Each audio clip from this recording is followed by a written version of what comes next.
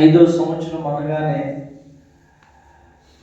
మనం కొత్త సంవత్సరంలోనికి ప్రవేశిస్తున్నాం 2026 అని అనుకుంటాం, సంతోషిస్తాం, లోకం సంతోషిస్తుంది, ఆనందిస్తాం. న్యూ ఇయర్లో ప్రవేశిస్తున్నాం, కొత్త సంవత్సరంలో ప్రవేశిస్తున్నాం. కానీ ఒక సత్యాన్ని మనం మర్చిపోతున్నాం.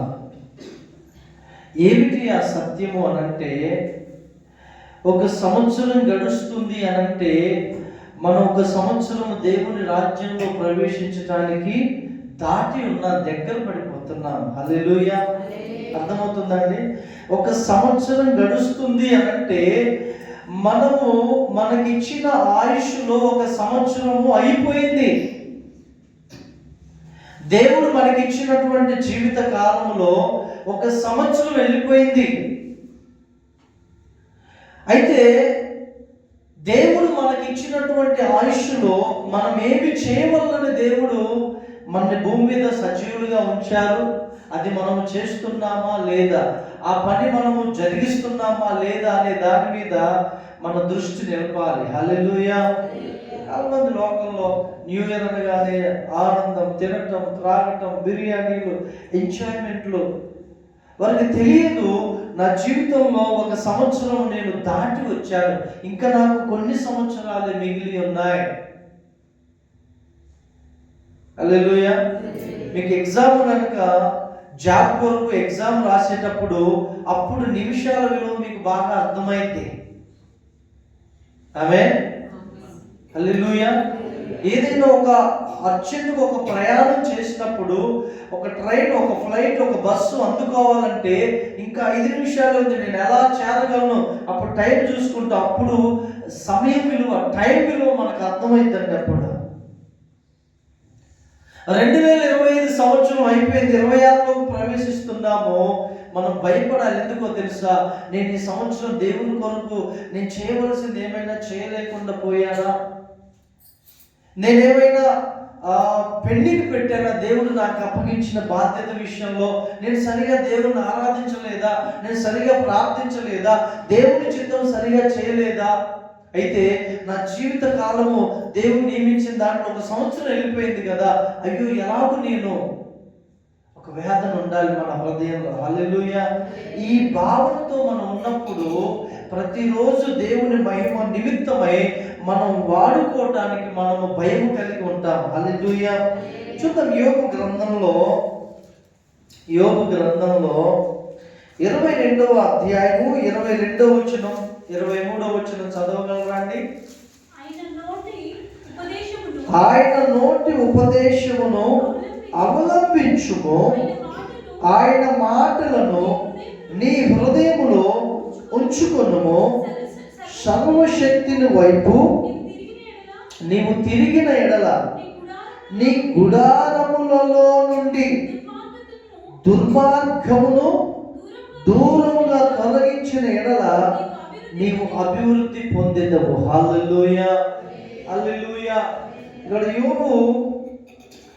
యోబుతో అంటున్నాడు, తేమానీయుడైనటువంటి ఎలీఫజు ఏమంటున్నాడంటే, దేవుని నోటి ఉపదేశము నీవు అవలంబించిన ఎడల, ఆయన మాటలను నీ హృదయములో ఉంచుకుని ఎడల. దేవునికి స్తోత్రం.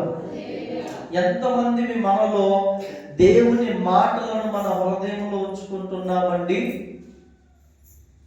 ఎంతమంది మీ దేవుని ఉపదేశములను మన హృదయంలో ఉంచుకుంటున్నాం?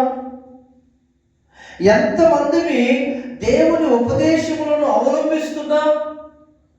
చాలాసార్లు మనము ఇటు దేవునితో ఉండాలని ప్రయత్నం చేస్తాం, ఇటు లోకముతో ఉండాలని ప్రయత్నం చేస్తాం, ఇటు దేవుణ్ణి సంతోష పెట్టాలని ప్రయత్నం చేస్తాం, ఇటు లోకాన్ని సంతోష పెట్టాలని ప్రయత్నం చేస్తాం. ఎంతవరకు కరెక్ట్ ఇది? పౌలు అంటాడు, నేను ఇప్పటికీ మనుషుల్ని సంతోషపెట్టు వాడనైతే క్రీస్తు దాసులను కాదు అంటాడు. హల్లెలూయా. హల్లెలూయా. దేవుడు పెట్టిన ఒక మాట వాస్తవము. నేను మనుషుల్ని సంతోష పెట్టే వాడినైతే నా దేవుణ్ణి నేను ఎప్పటికీ సంతోష పెట్టలేను. గలతీ 1:10 ఆ మాట రాస్తాడు పౌలు. దేవుని ఉపదేశములను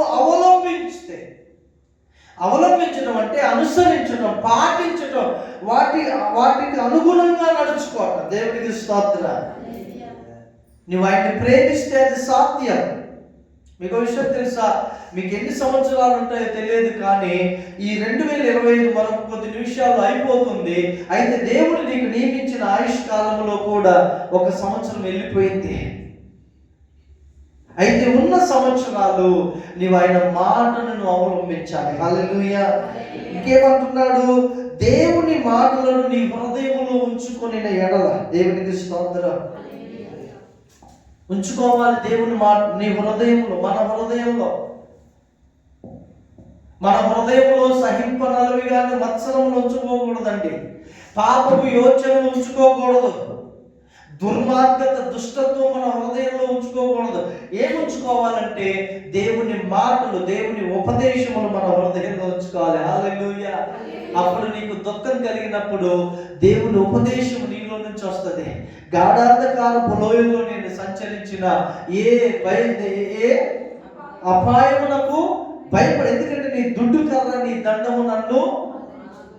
ఉపదేశం లోపలుంటే ప్రతి పరిస్థితిలో ఆ ఉపదేశం, దేవుని మాట నిన్ను నడిపిస్తుంది. హల్లెలూయా. 23వ వచనం ఏం చెప్తుంది? సర్వశక్తుని వైపు నీవు తిరిగిన ఎడల. దేవుని బిడ్డ, చాలా వండర్ఫుల్ వర్డ్ ఇది. సర్వశక్తుని వైపు నీవు తిరిగిన. చాలా మంది క్రైస్తవులని పిలువబడే వాళ్ళు దేవుని వైపు తిరగట్లేదండి. వారు దేవుని వైపు తిరగట్లేదండి.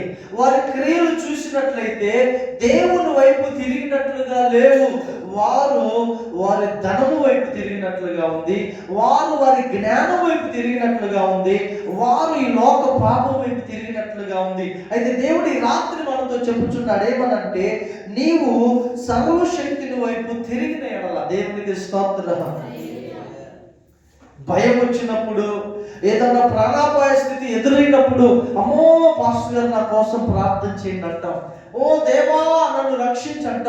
అంత సమాధానంగా, అంత ఆరోగ్యంగా, ప్రశాంతంగా ఉన్నప్పుడు దేవుడు లేనెవరు లేరు అన్నట్టుగా ఉంటాం. అంటే దుఃఖములో దేవుణ్ణి నామస్మరణ చేసుకున్నంత విలువగా మనకు అన్ని బాగున్నప్పుడు చేసుకోం. ఇక్కడ దేవుడు అంటాడు, సర్వశక్తుని వైపు నీవు తిరిగిన ఎడల. దేవునికి స్తోత్రం. చాలా మందిని దేవుణ్ణి స్తుతిస్తాము, దేవుణ్ణి ప్రార్థిస్తాము, కానీ మన జీవితము దేవుని వైపే తిరిగి ఉన్నట్లుగా ఉందా? ఆయన నామస్మరణే చేస్తూ ఉన్నామా? కిందకి ఏమంటున్నాడండి? నీ గుడారములలో నుండి దుర్మార్గమును దూరముగా తొలగించిన ఎడల. హల్లెలూయా. నీ గుడారములలో నుండి దుర్మార్గమును, నీ హృదయములో నుండి దుర్మార్గమును దూరముగా తొలగిస్తేనే. హల్లెలూయా. కీర్తనకారు అంటాడు, నా హృదయములో నేను పాపము లక్ష్యము చేసిన ఎడల ప్రభువు నా మనవి వినకపోవును. వినడు. లూకా సువార్తలో ఉంటది, ఆయన అంటాడు, దేవుడు పాపుల మనవి ఆలకించడని నేను ఎరుగుదును అంటాడు. హల్లెలూయా. దేవుని సంగమా, దేవుడు మనల్ని ఎంతో ప్రేమిస్తున్నాడండి. ఈ లోకములో ఆయన నిన్ను నమ్మాడు. ఈ లోకములో నిన్ను నమ్మి నిన్ను పిలుచుకున్నాడు. ఎంతో కృపనిచ్చాడు నీకు, ఎంతో అభిషేకాన్ని ఇచ్చాడు నీకు, ఎంతో గొప్ప రక్షణను నీకు ఇచ్చాడు దేవుని బిడ్డలారా. అయితే నువ్వు దేవుని వైపు తిరిగి ఉన్నావా? దానిని దేవుని పక్షమును నువ్వు వాడుతున్నావా? ఎవరికి ఉందండి ఇంత గొప్ప రక్షణ? ఒకవేళ నీకు కొన్ని బలహీనతలు ఉన్నాయేమో, నీకు కొన్ని ఆ దేవునికి నీ జీవితంలో కొన్ని శరీరాశలు ఉన్నాయేమో, లోకాశలు ఉన్నాయేమో, దేవుని ప్రేమను బట్టి నువ్వు దేవుని కొరకు వాటిని విసర్జించలేవా? నీ హృదయంలో ఉన్నటువంటి దుర్మార్గతను విడిచిపెట్టలేవా? ఆయన మన కొరకు ఎంత త్యాగం చేశాడండి. హల్లెలూయా. ఇంకేమంటున్నాడంటే, నీ గుడారములలో నుండి దుర్మార్గమును దూరముగా తొలగించిన నీవు అభివృద్ధి పొందేదవు. దేవునికి స్తోత్రం. ఒక్కొక్కరి గుడారములలో అంటే ఇంటిలో దుర్మార్గమైనటువంటి క్రియలు, కార్యాలు, మాటలు, యోచనలు, తలంపులు ఒక్కొక్కరి గుడారాల్లో నుండి ఇతరుల కొరకు, ఇతరులు నాశనం అయిపోవడం కొరకు కొన్ని ప్రయోగాలు. మన హృదయంలో ముఖ్యంగా దేవుని సంగమా, యేసయ్య నిన్నెంతో ప్రేమిస్తున్నాడు, నీ వైపు ఎంతో ఆశతో చూస్తున్నాడు. నీ హృదయంలో ఉన్న పాపాన్ని తీసివేసి యేసయ్యను నీ హృదయంలోకి ఆహ్వానిస్తావని. హల్లెలూయా. ఎవరు వర్ధిల్లుతారండి? నా హృదయంలో నేను పాపమును లక్ష్యం చేస్తూ వర్ధిల్లుతానా? నీ హృదయంలో దుర్మార్గతను ఉంచుకుంటే నువ్వు వర్ధిల్లుతావా? బైబిల్లో ఎవ్వరూ అలా వర్ధిల్లలేదండి. దేవునికి స్తోత్రం. యేసు ప్రభు దగ్గరికి వచ్చి యూదా చక్కటి ముద్దు పెడుతున్నారు, కానీ లోపల హృదయంలో ఏముందండి?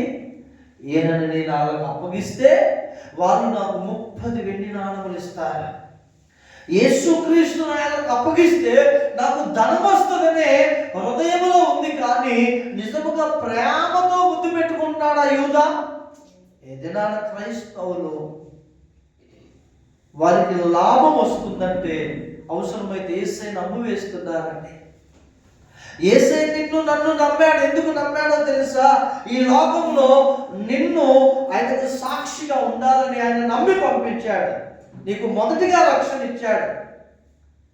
అయితే నీవు కూడా ఈ లోకము వైపు తిరిగి, సర్వశక్తుని వైపు నుండి లోకం వైపు తిరిగితే ఆయన ఇంకెవరి వైపు చూస్తాడండి? ఎవరున్నారు ఈ భూమి మీద? ఆయన హల్లెలూయా, హల్లెలూయా. ఒక్కసారి యేసుక్రీస్తు ప్రభువు మీద ప్రేమతో మనం ఆలోచన చేద్దాం. ఆయన మీద ప్రేమతో ఆలోచన చేద్దాం. ఒకటండి, మనం వర్ధిల్లాలి అనంటే మనలో ఉన్న స్వార్థపూరితమైన భక్తిని విడిచిపెట్టాలి. అప్పుడే మనం వర్ధిల్లుతాం. ఆమేన్. నిజము దేవుని బిడ్డలారా, మనలో ఉన్నటువంటి ఏదో యేసు ప్రభు దగ్గరికి వస్తే ఆయన ఏదో ఇస్తాడనేటటువంటి ఒక స్వార్థపూరితమైన భక్తిని మనం విడిచిపెట్టినప్పుడు నిజమైనటువంటి భక్తిలోనికి మనం ప్రవేశిస్తాం. హల్లెలూయా.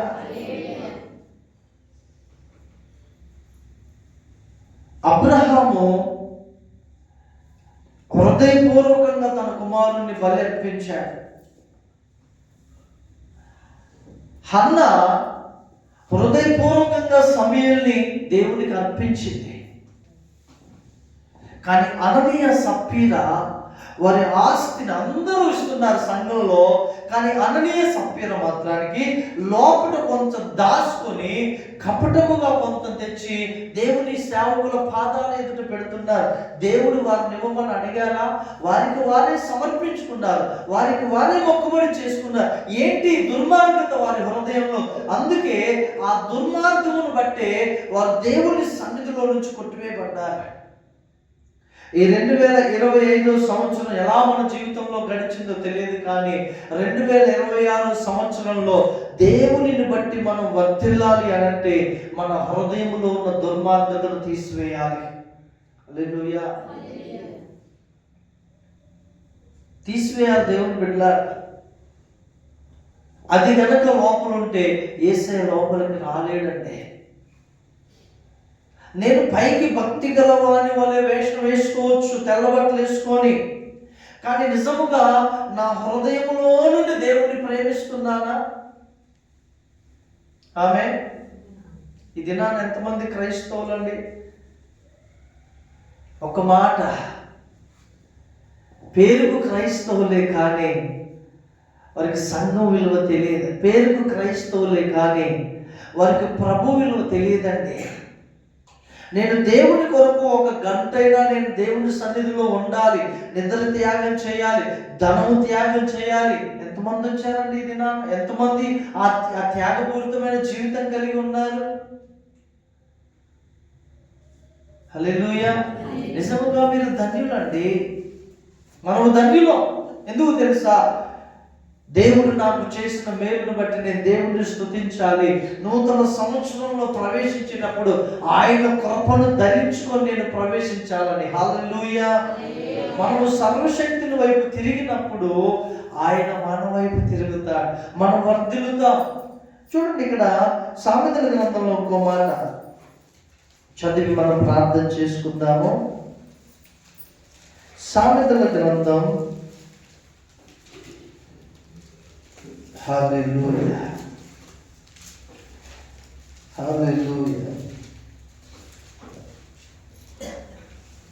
Thank you holy spirit. 28వ అధ్యాయం సామెతల గ్రంథం 13-14 వచనాలు చదువుతారండి. 28వ అధ్యాయం సామెతల గ్రంథం 13వ వచనము, అతిక్రమములను దాచిపెట్టువాడు. చూశారా అండి? అతిక్రమములను దాచిపెట్టుకునేవాడు. చాలా మంది పాపము చేస్తూ, అతిక్రమములు చేస్తూ రాజీ పడిపోతున్నారు, లోకంతో రాజీ పడిపోతున్నారండి. హల్లెలూయా. మనోళ్ళు కొంతమంది ఎంతో చెప్పాము. మీరు చూడండి, లోకానుసారమైన హాలిడేస్ రాగానే పరిగెత్తుకుంటూ వచ్చేస్తారు ఊళ్ళోనికి. నో, అది నిజమైనటువంటి మార్మల్స్ కాదు దేవుని బిడ్డలారా. జనవరి వచ్చిందంటే, క్రిస్మస్ వచ్చిందంటే, డిసెంబర్ వచ్చిందంటే ఎవరైనా స్థానిక సంఘములో నిలబడి ఉండాలంతే. హల్లెలూయా. పరిగెత్తుకున్నా, నీ కుటుంబము కంటే సంఘం ప్రాముఖ్యం. ఆ విలువ ఎవరికి తెలుస్తుందంటే ప్రభు వైపు వారి హృదయాన్ని తిప్పుకున్న వారికి తెలుస్తుంది. హల్లెలూయా. ప్రభు కొలుస్తాడు ప్రతి ఒక్కరిని, ఆయన కొలబద్దతో కొలుస్తాడు దేవుని బిడ్డలారా. ఆమేన్.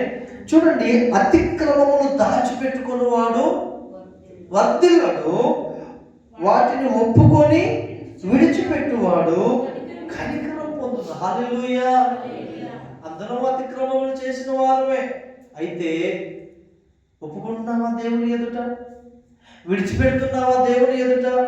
మనము వర్ధిల్లాలి అనంటే మన హృదయంలో ఉన్న పాపం, అతిక్రమములను విడిచిపెట్టాలి దేవుని బిడ్డలారా. దేవుని స్తోత్రం. 14వ వచనం, నిత్యము భయము కలిగి ప్రవర్తించువాడు ధన్యుడు, హృదయమును కఠినపరుచుకునివాడు ఎక్కడ పడతాడండి? కీడులో పడతాడు. హృదయాన్ని కఠినపరుచుకునివాడు.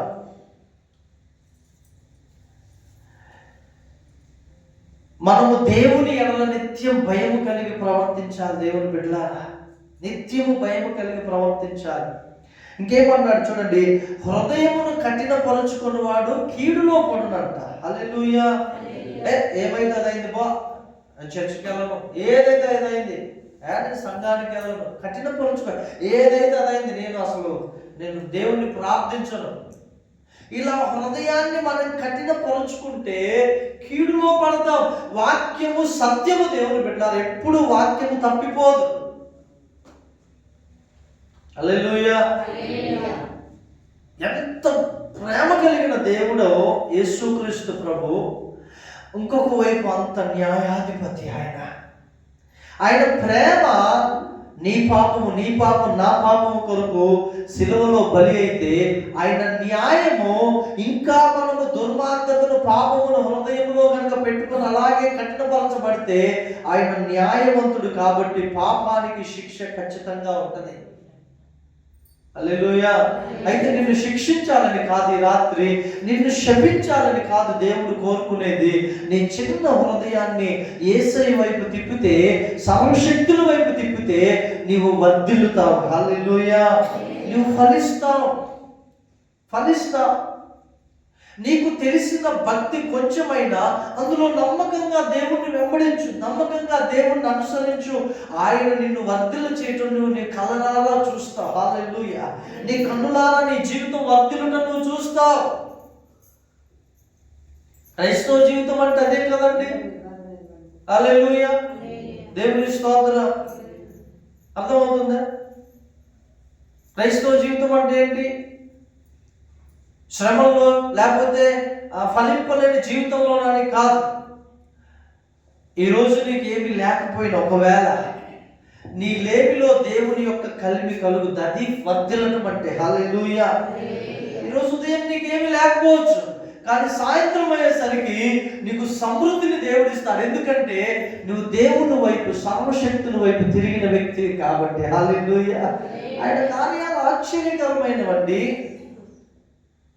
ఆయన సృష్టికర్త అయిన దేవుడు లేని వాటిని ఉన్నట్లుగా పిలుస్తాడు ఆయన, అంతే. హల్లెలూయా. ఎంతమంది హృదయాన్ని కఠినపరుచుకొని నెలలు కొద్ది మందిరానికి రాకుండా, సంవత్సరాల కొద్ది మందిరానికి రాకుండా కీడులో పడిన వారు లేరంటారండి. ఎంతమంది. ఈ రాత్రి దేవుడు నిన్ను పిలిచింది నువ్వు వర్ధిల్లడానికి, ఫలించడానికి. దేవునికి స్తోత్రం కలుగునుగాక. మనం ఫలిస్తామండి, ఖచ్చితంగా ఫలిస్తాం యేసయ్య వైపు మనం తిరిగినప్పుడు. దేవుని కంటే సంతోషం మనకి ఏముంటుందండి? ఈ లోకంలో ఏ సంతోషము నీ ఎదుటకు వచ్చినా అది నిన్ను దేవుని ప్రేమ నుంచి దూరం చేయడానికి, దేవుని సన్నిధిలో నుంచి దూరం చేయడానికి నీ ఎదుటికి వస్తాయి. ఈ లోక భోగాలు, సుఖభోగాలు, ఈ లోక ఆశలు, శరీరాశ, నేత్రాశ, జీవముడమ ఎందుకు మన ఎదుటికి వస్తాయంటే దేవుని యొక్క సన్నిధిలో నుండి నిన్ను దూరంగా లాక్కొని వెళ్ళటానికే. పోయిన వ్యక్తి ఏమైనా బాగుపడ్డాడా? పోయిన వ్యక్తి ఏమైనా సుఖపడ్డాడా? పోయిన వ్యక్తి ఏమైనా వర్ధిల్లాడంటే కొంతకాలం అయి చూసేసరికి ఏమీ ఉండదండి. శ్రమలు, నిందలు, రోగాలు అవసరమైతే వారు భూమి మీదనే ఉండని పరిస్థితి. ఎందుకు అనంటే దేవుని నుంచి దూరం అయ్యాడు కాబట్టి. సాతానుడు వాడు ఊరుకోడు దేవుని బిడ్డలారా. వాడు గర్జించి సింహం వలె ఎవరిని మెరుగుదా అని వాడు తిరుగుచున్నాడు. అయితే దావీదు అంటాడు, నేను యెహోవా సన్నిధిలో, దేవుని యెహోవా రెక్కల క్రింద నేను సురక్షితముగా ఉంటా. దేవునికి స్తోత్రం. ఆయన రెక్కలే కదండి మనకు ఆరోగ్యం కలుగజేసేది. ఆమేన్. హల్లెలూయా. మరలా చదవండి యోబు గ్రంథం. అమర్ చదివి మనం ప్రార్థనలోకి వెళ్దాం. యోబు గ్రంథం. ఆయన ఉపదేశము నీవు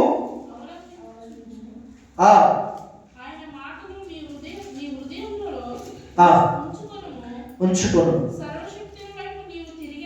సర్వశక్తుని వైపు నీవు తిరిగిన ఎడల నీ గుడారములో నుండి దుర్మార్గమును దూరముగా తొలగించిన ఎడల నీవు అభివృద్ధి పొందేదవు. హల్లెలూయా. అభివృద్ధి పొందుతాను దేవుని బిడ్డ. ఎప్పుడు తెలుసా? మన గుడారములలో నుండి పాపాన్ని తొలగించినప్పుడు, మన గుడారములలో నుండి అతిక్రమములను తొలగించినప్పుడు. ఒకే ఒక మాట, యేసయ్యా నా హృదయంలోనికి నువ్వు రా. ఒక స్త్రీ ఉన్నారండి, క్యాథరిన్ కుల్మన్. తన 13 ఏళ్ళ వయసులో చదువుబడినటువంటి వ్యక్తి, గంజాయికి ఏమండి ఆ దినాల్లోనే మత్తు పానీయాలకు బానిసైనటువంటి స్త్రీ తన 16వ ఏట ప్రభు దర్శించగా యేసయ్యకు తన జీవితాన్ని ఇచ్చిన. గేదెలు కాసుకునేటటువంటి స్త్రీ, చిన్నప్పుడు పశువులు కాసుకునే స్త్రీ. ఎంతగా ఆమె జీవితాన్ని ప్రభు ఆశీర్వదించాడంటే కొన్ని లక్షల మంది ఆమె ద్వారా రక్షణ పొందారు. హల్లెలూయా. వందల మంది సేవకులు, వేల మంది సేవకులు రైజ్ అయినారు ఆమె ద్వారా. కారణం ఏంటంటే తన హృదయంలో నుండి దుర్మార్గతను దూరం చేసుకుంది. ఈ రాత్రి మన హృదయంలో యేసయ్యకు నివాసం కల్పిద్దామా? మన హృదయంలో నిజముగా యేసయ్యను ఆహ్వానిద్దామండి. వస్తాయి శోధనలు, వస్తాయి టెంప్టేషన్, వస్తాయి లోకాశలు వస్తాయి. ఎందుకు వస్తాయి? అవి నిన్ను వర్ధిల్ల చేయడానికి రావు, అవి నిన్ను అభివృద్ధి పరచడానికి రావు దేవుని బిడ్డలారా.